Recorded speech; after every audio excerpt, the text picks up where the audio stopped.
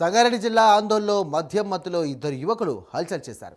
అల్మాయిపేటలో ఓ turning point వద్ద కారును ఢీకొట్టి వృద్ధ దంపతులతో యువకులు గొడవకు దిగారు. ఈ గొడవలో టెక్మాల్ మండలానికి చెందినటువంటి బత్తుల వీరప్ప ఆయన సతీమణి వరలక్ష్మికి స్వల్ప గాయాలయ్యాయి. దాడి చేసిన వారు ఆందోళన గ్రామానికి చెందినటువంటి కటికే జాఫర్ షాహిదులుగా పోలీసులు గుర్తించారు.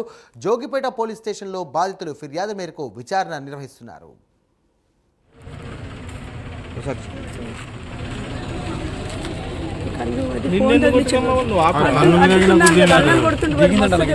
చాటిలా ఇంత పెద్ద రౌతెత్తుకొచ్చింది వాళ్ళందరూ చూసింది కదా, బట్ రౌతేస్తాను అంటున్నాడు పైన అంటుంటే నేను ఇట్లా అడ్డుకున్నా కాబట్టి నాకు ఇక్కడ తగిలిచ్చింది అనమాట. ఇక్కడ తాకింది వాళ్ళు మత్తులు ఉన్నారా అక్క?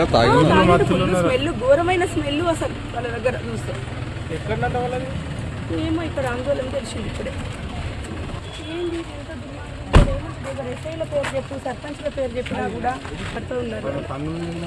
చాలా దుర్మార్గం ఇది అసలు. మన వాళ్ళకి సెక్యూరిటీ లేకపోతే ఇంకా వేరే వాళ్ళకి ఎట్లా ఉంటుంది? నడి రోడ్డు ఇట్లా ఉంటే పరిస్థితి ఏంటి అసలు? చాలా దుర్మార్గమైన విషయం వాళ్ళకి.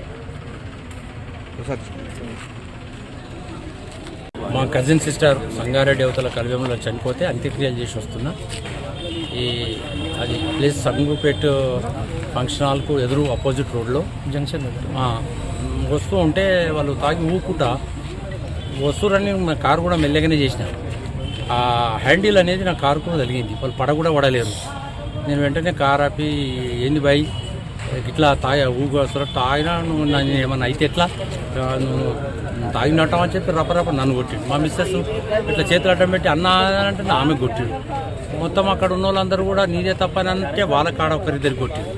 అందరు ఆపితే కూడా వినకపోతే ఒక రోజు తీసుకొని నా కారు మీద రావడానికి వస్తే అందరు కలిసి ఆపుతాడు. ఇద్దరు ముగ్గురు కొడితే అందరు కలిసి వాడిని కూడా పట్టుకొని అందరు కొట్టలేదని కాదు, కానీ అక్కడ తాగడం వల్ల ఏమైపోయిందంటే విచ్చలవిడిగా ఆయన ప్రవర్తన అనేటటువంటిది రౌతు తీసుకొచ్చిన మీద ఎత్తేయడానికి నేను చంపేస్తారా భయ్ అనేటటువంటి పరిస్థితిలో వాడు రావడం జరిగింది. అక్కడ ఉన్నటువంటి మూమెంట్లో ఉన్నటువంటి పబ్లిక్ ఆపి నన్ను తోలిచ్చారు ఇక్కడికి.